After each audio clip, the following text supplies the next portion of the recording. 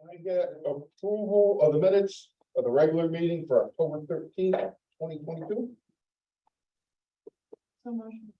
Motion been made and seconded. All those in favor? Aye. Okay, one abstention. Jude, did you get that? Jude's muted. Jude, you're on mute. No. No, I don't know who first and who second because there was no names. Okay, so Dorothea was first, William was second. And Abstention? that would have been Bill. Thank you. You're welcome. Okay, reports, chairman's report, I have nothing at this time.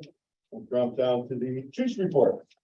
Good afternoon, good evening, commissioners. So I want to bring you up to date on a couple of issues. We have been working primarily the deputy chief and the ship commanders. Have been working on developing our fiscal year 24 budget. That is in the process. It is essentially delivered to town hall, although we continue to make adjustments to that until they tell us to stop. But that is a process that continues for the that budget, and I will have at the December meeting copies for the commission because we will have completed our initial review at town hall on that budget by then. We also have our capital waterfall budget that has been submitted. We have a meeting on late December 9th with a date with the capital budget work group, which includes the town administration as well as representatives from the RTM and the Board of Finance. And that includes apparatus, station projects that we are continuing, as well as funding for the addition at Station 2 for apparatus maintenance, which we have preliminary design for. The Station 4 project, which is 2 years out, and the infamous Station 3 project that we talked about earlier. We need to have it in the cycle so that we can begin to plan for that. And that will take, as you were commenting earlier, it will be a controversial issue because of neighborhood opposition on both ends of that discussion. Nobody wants to lose one, but nobody wants to get one. But in the interim, important for the town, I've had these conversations at town hall. If properties become available that are in the right location, the town will need to be prepared to move quickly. Maybe in this real estate market, not as quickly as they needed to prior to, but we'll be able to move quickly. And there are some properties that cursory review would be below market because of their condition. It's just a matter of availability. I don't think that the town has a stomach for eminent domain for that was an issue. But being able to move when properties become available.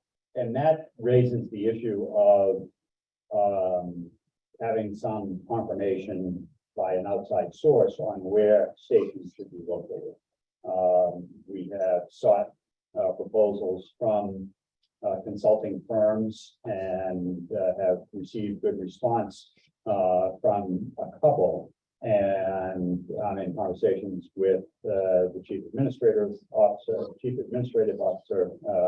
or operating officer, Tom Bremer, and the first select woman, to embark on an evaluation of our station locations. Because before we do anything, especially renovation to, in particular, Station 3 and Station 4, which are the most likely stations that could be considered for relocation.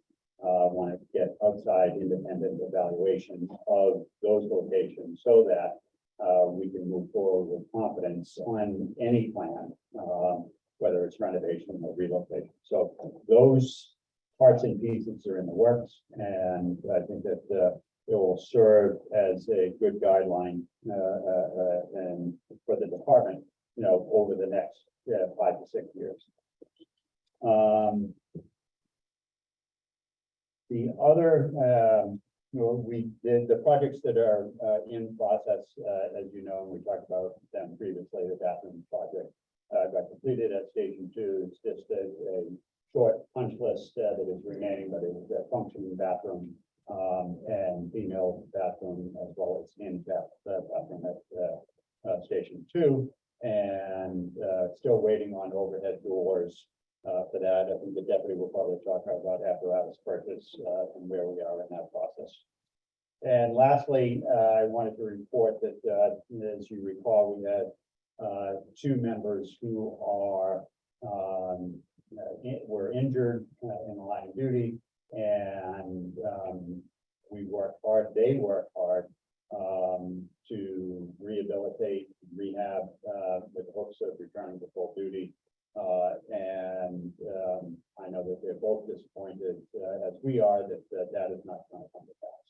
And they will be retired most likely at the next pension. There was a pension board meeting that was canceled due to lack of quorum. So either a new meeting or just the next regular. Did you get any notice for? So it's probably the next regular meeting. It's not one in November, so it'll be the early December meeting, and those 2 employees will retire, and we are working to identify the next 2 candidates on our eligibility list for hiring in their place. And we've got preliminary conversations with the next 2 on the list, so we can line them up for all of the onboarding process. That was part and parcel to new hire. So with that, that concludes our report. I have a question for your chief on that. Will they be able to get into the next recruit class? So the recruit class, yeah, starts on February 14th, and if they need to, and we're evaluating background, there temporary one might be a transfer. The next one could be a transfer from another department well, both could be transfers. One going to the academy, one from another career department that has training that has equivalency to what they would get out of the academy. So we're evaluating that now. But should they need to go to the academy, we would put them in the February class.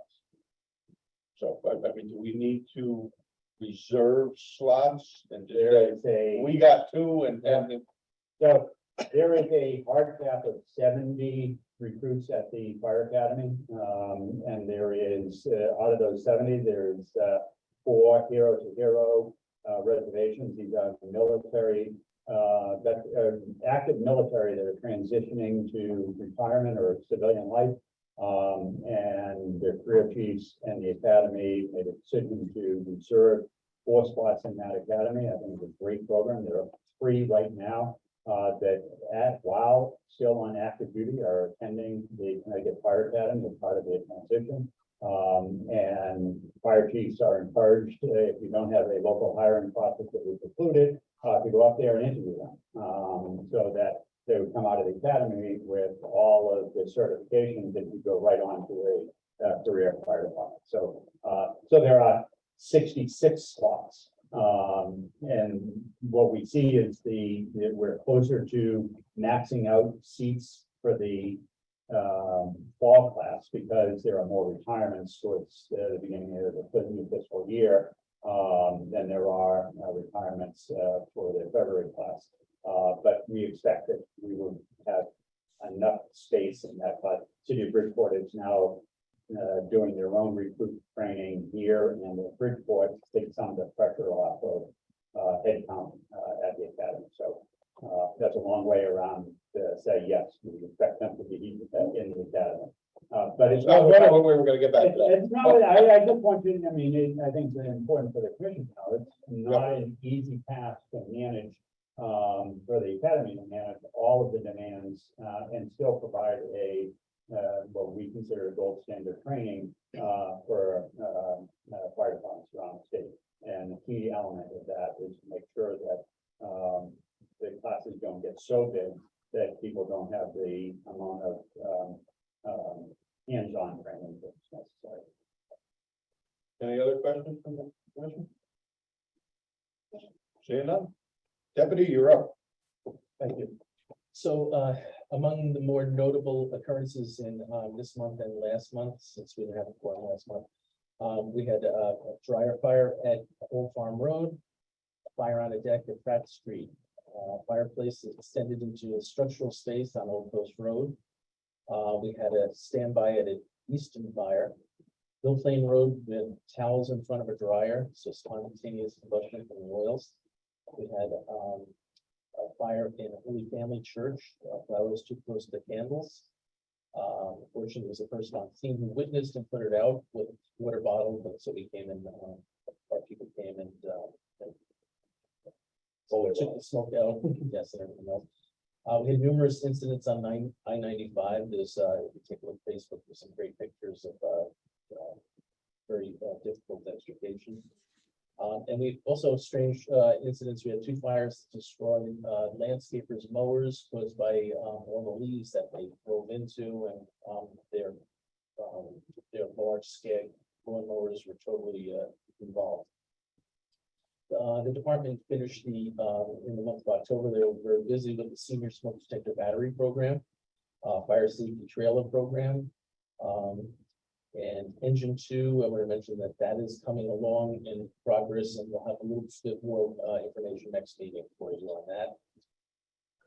We had, in regards to personnel, as you know, we promoted a few people, and we'd like to say that all 3 officers recently promoted, the assistant chief, 2 lieutenants are performing very well in their new ranks, and they hit the ground running. The chief mentioned about, in regard to facilities, that Station 2 bathroom is virtually complete. The apparatus door project, the doors should be coming in soon, and with some work done to the doors when they come in. They'll be installed hopefully in early December.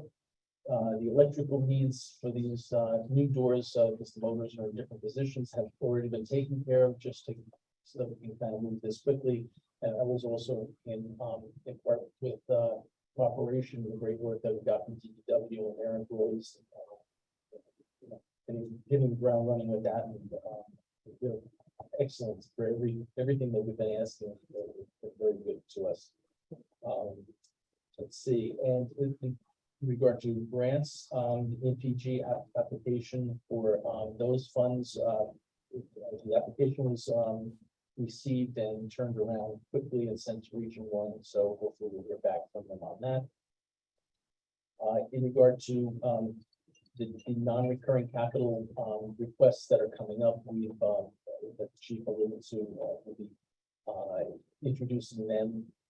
They're on the waterfall, but we just to let you know what they are, is more money for rehab for the firehouses, in addition, a new engine to replace, I think it's engine 5, I think it was, that which is in the cycle here, and a new car 3. Replaced by 3, because by the time it's replaced, it's going to have around 100,000 miles on it. So they're the non-recurring capital items, and the chief mentioned the capital, which is over $1 million item, which is the station work. And that concludes my report tonight. Question for the deputy. Are we back on schedule and staying on schedule for apparatus replacement? Yes. Okay. Yeah. We've never been off schedule. Well, before you got here, we were way off schedule. And it took a For little the past bit. 7 years, we have not been off schedule. Okay, it took a little bit to get back onto it, and I want to make sure, for whatever reason, we don't get back off again. The only unfortunate thing having to do with that is that there are the lead times that the apparatus manufacturer I just have to expand, it, so that we're even looking at 2-year lead times, which is. From a funding perspective, Right. for Yeah. delivery, it's been slipping. Not that part of it. Any other questions from the commission? For the deputy? No? Okay, I see nobody here from Southport. No, no, screen up there. There's nobody here from Stratfield, so that brings us to local 1426. Good evening, everyone. Joanne sent you something from the FTA for fire statistics. When? Last month. Early last month. I'll get a copy to everyone. What it was is they came out with their, 21 fire deaths, for their whole fire survey, but, in here, in the press release, they specifically went to their fire deaths. Because they thought it was significant enough to mention that, we're at a 14-year high for civilian fire deaths, throughout the country. There's a chart in here, and again, when I share it, you can click the link, it'll bring you right to the whole report. It's not super long, I think it's like 25 pages, and a lot of it's charts, which is nice, so for guys that made it, like, folks with pictures, you can get through it kind of quick. Since you have it in front of you, I'm just gonna read you a couple of sentences, if you'll bear with me. The latest fire law in the U.S. report released by the NFPA shows the largest number of home fire deaths in 2007, reflecting a 14-year high. According to the report, people are more likely to die in a reported home fire today than in 1980. These statistics underscore concerning trends. While the number of fires have continued to decline over time, the home fire death rate has stagnated in recent years with annual spikes most recently this year. So when you see it, the chart that jumped out is the most impressive is the home fires to home deaths, right? It kind of ties into the presentation that I gave you guys a couple months ago, right? Where we're having less fires, but we're dying more in the fires that we're having. There's a bunch of factors for that we went through in ad nauseam. But those same factors result in home fire deaths. So in 1980, which to me is supposed to be 20 years ago, but in reality it's 40 years ago. We saw counting days after like 2000. You had 7.1 per thousand deaths. We're up to 8.0 per thousand deaths, which is a 13% increase. In that same amount of time, residential home fires went from 3.2 fires per thousand people to 1.1. So now you're down to, that's a 66% decrease in fires. We're having less fires, but the same amount of people dying. So we're not getting any safer with life-saving stuff as we are. We're getting better at people not having fires, just we're not getting as good at people surviving them. For many of the reasons we talked about last time, it's modern construction, it's the materials. The other thing that I found interesting, because I didn't know it was this high, but 3/4 of all fire deaths for civilians happen in residences. Now, I guess when you think about it, it makes no sense because that's what people are most of the time. It also makes sense because those are the places that are least fire protected, right? At most, people have passive systems, smoke alarm, smoke detectors that you can unplug if you want. You can cancel your subscription to your monitoring thing, and there's nothing that other than when we go into a house, we check and make sure the smoke detector works. But if you don't see us before then, and you don't do it, you took the battery out and never put it back in, there's no way for anybody to know that. So people still don't take fire seriously. The example that we use all the time is that if the door lock breaks at your house, you have a locksmith out that day. If someone's gonna come in and get you. And that's way less likely to happen. And you're way less likely to be killed by a violent home intruder than you are by a fire. Right, the numbers are astronomically different. Yeah. The smoke detector beeps when you're cooking, you take the battery out. The battery could sit out for the next 5 years and nobody knows because it's just such a passive system. So I'll get that report to everybody. I'll just email it back to Joe and then he can disseminate it. I probably not have to have emails calling from me, so I'll send them to Joe. Other reports, arbitration continues. Unpleasant.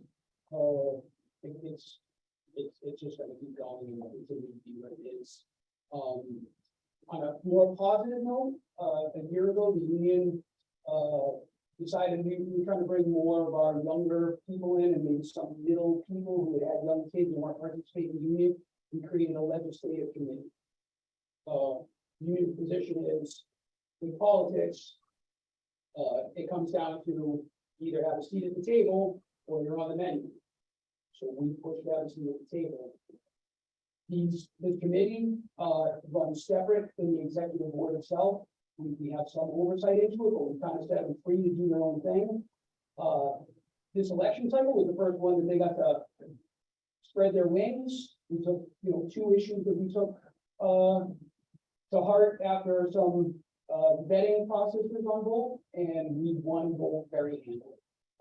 With thanks from everybody involved to help us get there. So it's a good learning process for those guys to see how it works. You'd be surprised how many people come here, work here for 5 years, and you say, what's the RTM?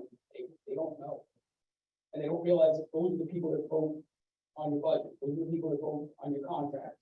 And if you don't know how that process works, you're gonna get run over by it. So it was a very good month for us overall. I have a question, but not directly related to that, so I will, the commission go. Do you have any, anybody got anything else? It's related to what Bill just Yeah, mentioned. go right ahead. So just from the fire safety, in terms of increase in the death rate of fire percentage is going down. We added a fire inspector last year, and it was added late in the cycle, so I think it ended up counting for like half an FTE budget wise. But I think we talked about bringing that back up this year to ensure that we'll probably request at least some more inspectors. And I apologize, it was here at the last meeting, I called it remotely to bring that up. So I didn't know if that's been a topic of discussion or if that's something we're planning to try to issue from staff levels.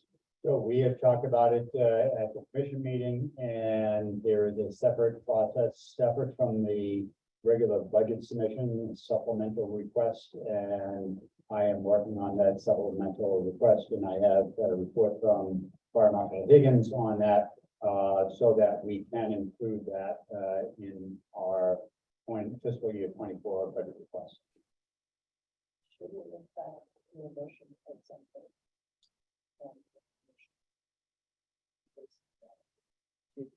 Yeah, we can, I mean, we can either do it now or we can research it, but and do it next month. Yeah, no, that definitely needs to be done, because we know everybody here that's sitting here endorses that, so, for next month, if you wanna get something together and. Chief, you said you have. Yeah, so by the time we get to that point, I will have something to share with you in writing, that develops and further explains and justifies the request. If you recall, the last time we moved heaven and earth to get that position funded, and it was not without some opposition, significant opposition, right up to the last minute. So we will continue to, I have even a greater challenge this time around because of the reduction in income they were experiencing in the fire marshal's office as part of our pitch the last time. The flip side of that is we have built all these multifamily facilities. We have taken in the income. The expectation and my argument when we set the fee schedule was that it was set high with the expectation that, or the understanding is our obligation to inspect them for the life of the building. And, that burden falls on fire marshal's office. We have been, in the report from Fire Marshal Higgins has been, that the additional staff in the office has addressed, has inspected a significant number of those legacy buildings, residential buildings. But we're nowhere near compliance with annual inspections of all of those. So that's a very good point, and one that we're working on. But it will need support in the budget process to make it happen. Yeah, and then we can push it for our residential maintenance. Yeah. But then we'll go back to our conversation. Yeah. Definitely, that's good, bring it up, because now we can, work on it, get it on the agenda and, you know, pass resolution for the fee stuff, yes, a little bit something more to go to town hall with that, at least this body is endorsing it. Is there anything else that needs to be addressed budgetarily in terms of support? And if this is not meeting, well, it's next one, that's fine, but it's there. Yeah, Go ahead. no, I think that, supporting the budget process is gonna be, is always important. That there is, we were under not a spending cap, but, during the late teens, with state budget and local budget and other factors, there was a, suppression of any new apps, or any additional staff. Now's the time, to make sure that we are, getting what the fire department needs, to, meet, our obligations in the community, meet our mission. So, support will be absolutely necessary. Really to Alex, this is why I was trying to connect you. We need to think about dollars to support recruiting. We're going back into a recruiting cycle in a not very long time. And CPAC training, and how we're gonna make that a more acceptable process. And figure out those two, but we ought to think about that in the context of budget dollars. If I may, just on the CPAT, one of the struggles has been, the state of Connecticut operates a seasonal CPAT facility, an open air facility. And only in those places in the state. If it's too hot, they don't run it. If it's too cold, they don't run it. If it's raining, they don't run it. It narrows that window, and candidates then have to travel to other states in order to get it. There is a plan that even the chief of North Haven is not fully versed in, but there is a proposal for a private entity to put a CPAT and law enforcement training facility in North Haven. It's, they have an empty warehouse that would be, or an empty facility that would be perfect for that. We haven't been able to get any substantive details on it. Even the Connecticut Fire Academy, who runs CPAT, doesn't have visibility on it. The concern is that if we try to operate two CPAT facilities in the state of Connecticut, neither of them will be successful. There's just not enough, headcount to make that work, and there should be a partnership. But to your point, we need a better solution than what's currently being offered by the state of Connecticut. There is something in the works, but I don't have anything, any details to shed more light on it and how it would impact. But I'm also- It has been raised with the Department of Emergency Services and Public Protection Commissioner, that it is a high priority. But, there's been a lot of high priorities in the state of Connecticut that have not gone anywhere. And that may be one more of them. So, But I'm also, if I may, to clarify, thinking of the physical resources training track for CPAC. And this is the big budget season at the state. So now is the time to start to work across the state with legislators to get that kind of stuff on their horizon. That's fine. That's what I was mentioning. Thank you. And just one more. Yes. We are working towards a diversity, equity, and inclusion summit. We had a Fire 2025 summit this time last year. Number one priority was better data collection. Number two was DEI. And we're developing, believe it or not, there is not a single repository for what PEI looks like in fire departments in the state of Connecticut. So if you said, how much diversity is there in fire departments, no one would be able to tell you. So the first step is to get a good handle on what diversity looks like in fire departments, what it is in urban departments, what it is in suburban and rural departments, and what is it by rank? Because clearly the city of Hartford is a stand-up because they've been working on this for 40 years and have women and minorities at the highest ranks of the department. And that shows, a trend. We need to take a photograph of what the state of Connecticut looks like today, so we can measure whether we are being any successful or any degree of success, have any degree of success as we move forward and be able to replicate this evaluation every 3 to 5 years. So we're either getting better at it or we're not. But that's step one. Step two is to bring together,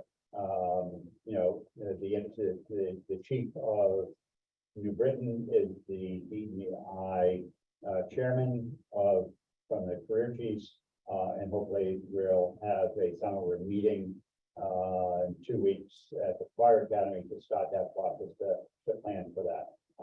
But that planning has to be done by people who don't look like me. And it's encouraging those that have interest in it to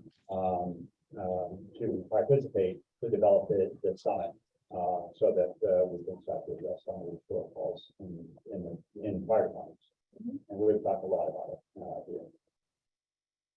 Any other questions for the chief or for local 1426? Just if there's any other priority budget items. Yeah, again, may not be tonight. We're still under 1426 though. Yeah, because I'm not the you, but I think we have stuff. They say manpower. You know, that's what Let me run the topic. I do have something for 1426. These are, And you spoke about forming a legislatory committee. yeah, Yes. Are they gonna be dealing on state levels too? Yeah. Because my big thing, and I spoke to other people, other members of 1426, everything else, is the whole cancer thing, and that needs to be rectified. it's, I can tell you that I had one charge that I gave them, and I said, we need to build this experience with the grant. Yeah.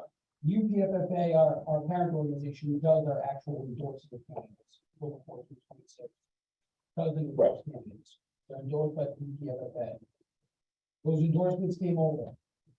Made requirements that they're not, they took a vote and said that nobody can be endorsed by the UPFFA without the okay of the local president. I put a caveat on that endorsement that we would refuse to allow anyone to be endorsed who did not come out vocally and say that cancer is firefighting causes cancer. Not it might, not could be, not possibly, not we think maybe, it does. There's only evidence in one direction. So that was requirement one. Requirement two was that you said the members of the Fairfield Firefighters Association Local 1426 deserve a contract. You can come out publicly and say either one, you couldn't have it. That's why we had one endorsement today. So, but that's just my main concern, that first one there. And I get all the copies of the line of duty deaths. But you're not listed, there's no died of cancer because of this and that, it's not listed anywhere in there. And yet, if you go through all the publications and stuff, you see all these firefighters that have some sort of cancer or whatever. And I know the way that the state wrote it up was just, okay, we're done. The UN has an International Cancer Research Center, IRC. And what they do is study, they take data worldwide from cancer. They listed firefighting as a class 1 in that. That says that firefighting is the same as benzene and smoking. Those are the other two class 1s. So they listed our job as smoking. It's international. What Connecticut has done, what the state legislation did at the last minute, we had the right bill coming out of committee. It was done, it was written out. And CCM got a hold of it. And they took a pen, they went, not that, not that, not that. It was a presumptive cancer bill, that they changed the words in it to non-presumptive. Oh, it'll break the state. Yeah, this will break the state. It's in every other state. And nobody went broke from it. It's a lie. It's the same lie that CCM tells about everything. Everything's gonna be the end of the world if we vote for it. Rhode Island has increased their cancer legislation last year in their legislative cycle. That's a part-time legislature like Connecticut is, and that's a state that's a lot poorer than us. As a matter of fact, I believe that somebody ran for, United States Senator here in Connecticut and wanted to build a wall between us and Rhode Island, here like it's out. But that's a poor state rather, and they have survived cancer legislation. And what it means to those families to have that protection, everyone says, well, you have health insurance. Well, health insurance doesn't cover the co-pays that go along with going with cancer. It's debilitating. And it's a lack of respect. When that person died, they should be treated as this job filled the same way as if they fell through a floor in a fire. And to not have that same recognition from somebody, we're a little bit luckier here, yeah, right in Fairfield. That isn't the only place that we fight for. Other people don't have health insurance when they retire. So when they get cancer at 30 and hopefully they survive it, if they can't come back to work from it, that's it, it's over for them. And it's not fair, and it's not right. It was cowardly done at the last hour. And we've called out, and I know I have personally, I've called out every single person involved in that. It has nothing to do with their party affiliation. Because everyone that had the power to change that legislation has one letter after their name. And it was disgusting and horrible. And the fact that people still hide behind it bothers me to this day. And that's why no one will ever get an endorsement from the UPFFA that goes through this local, it doesn't come out emphatically and say that cancer is caused, it should be a presumptive disability. You're going back into the bill issue, right? We'll keep going back, but CCM is not going back. Right. And so what it's gonna come down to at some point is, are you more afraid of us or CCM? And if it needs to take people out, then that's what we'll do. Because if it comes between someone's job up at the State House or someone's well-being on this job, I pick the person here. They can go get another job. Yeah, the reason I ask is because there is a pattern in the state of Connecticut particularly, where if you keep going back eventually, it's like, oh, didn't we do this 5 years ago? Yes, and to some of So those, you gotta keep going and keep, and to some of their defense, they said, well, we voted on what they gave us to vote on. Right, so that's, I would expect everyone to read everything, nobody reads everything, they check with their lobbyists, the lobbyist says, oh, they say, okay, yeah, I'll do it. But the people who were in that room, who changed those words, who no one will tell you who they were, they're so proud of their work, nobody admits that someone took a pen and paper and changed the words. You can't find anyone who says I did it. Okay. Sorry, you. yeah, that's a question. No, that's okay, because this is stuff that needs to go forward. And whether we deal directly with it as part of this body or not is something different. 3-6.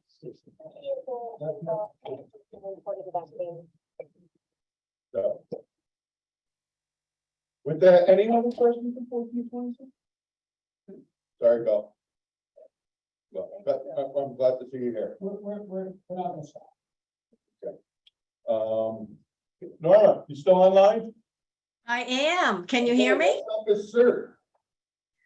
Okay, so I guess I would like to start out by saying, reminding everybody that within Connecticut and in our region in particular, there's a lot of collaboration and support with all of our CERT teams within Region 1, which is about 8 active CERT teams, which bodes well in the event of an emergency, certainly. So, and there's regular meetings with those teams as well.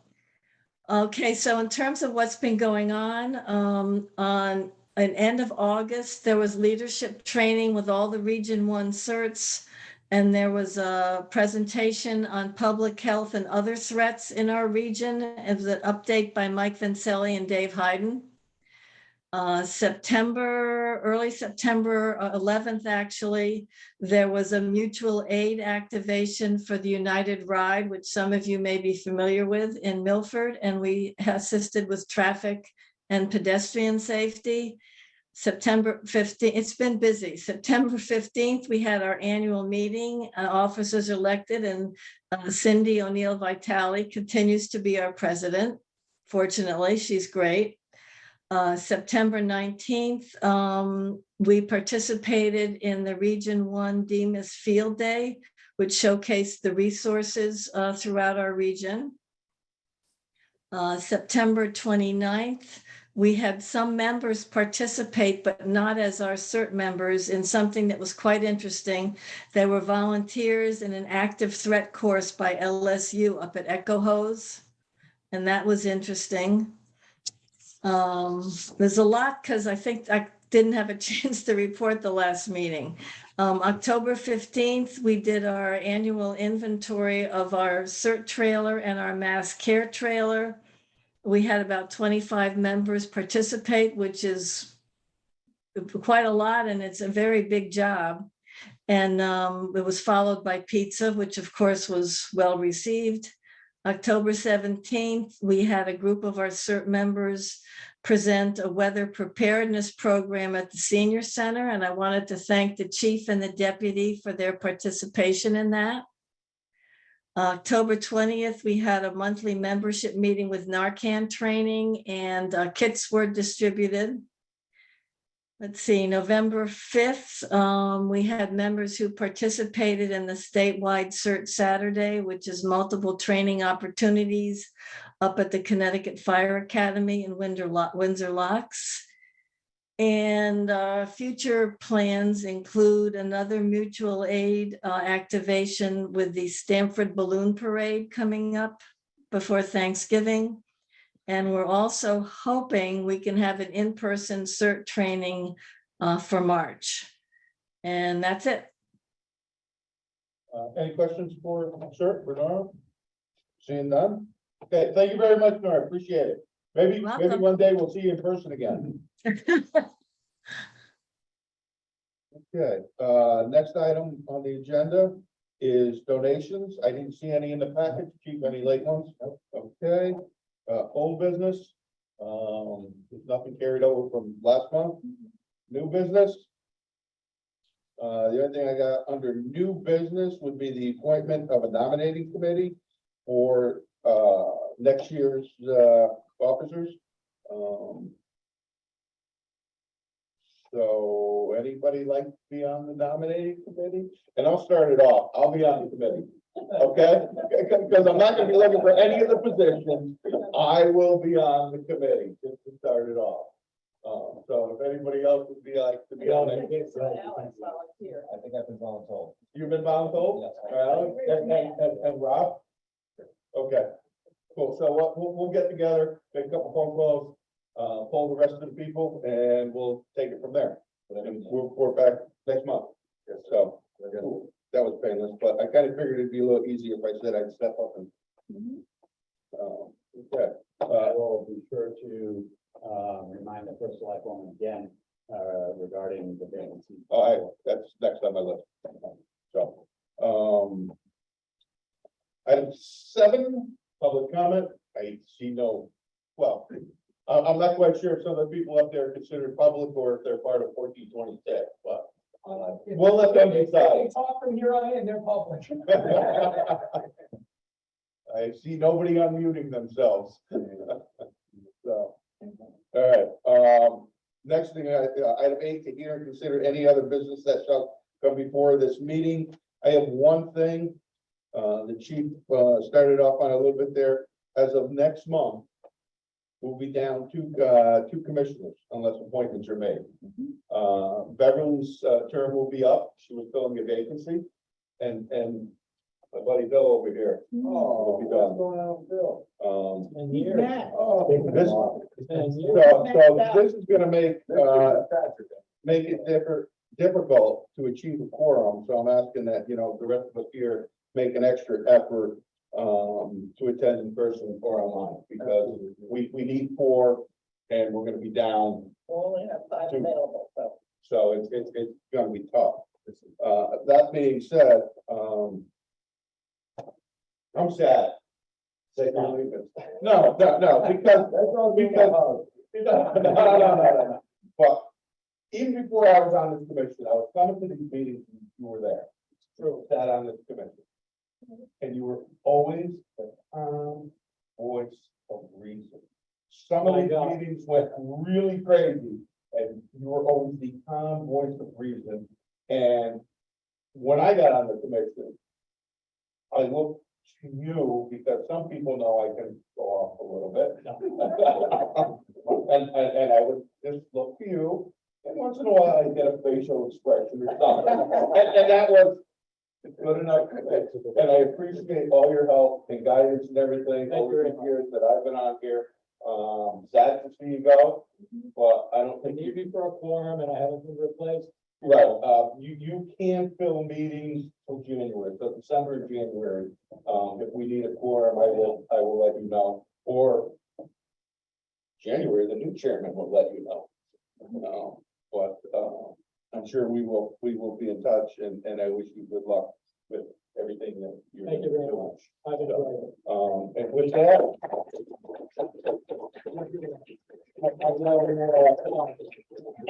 I'm gonna keep the card. So, Bill, you know, it is your accomplishments in service to the town of Fairfield go well beyond and prior to your involvement in the Board of Fire.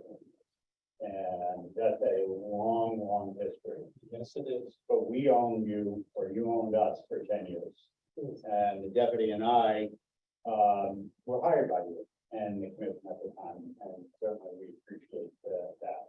Very wise. One of your best. But, you know, what the chairman said is you have been, you know, an extraordinarily important presence on the Board of Fire Commissioners. As all of us get wrapped around the axle on a lot of issues, you have been that voice of reason and thoughtful, caring, legal, and insightful. And we want to recognize your 10 years of service to the fire department and to the Board of Fire Commissioners with a token that hopefully you will appreciate and display in your office or in your home. That's fabulous. So, thank you very much. That's very well. Thank you very much. For what you've done.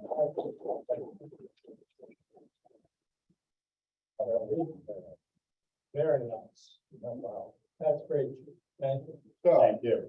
And the police gave me a badge, but I didn't get tickets. This is great. Yeah, they Thank want you. you to retire that. I retired that. You could do So, now, but we can't get you out of getting a ticket. No, I got some 9-volt batteries. Yeah. so we're now up to item number 9. So, Seconded. Yeah, what is? Item number 9 is adjournment. that was a motion by me and a second by Alex to adjourn.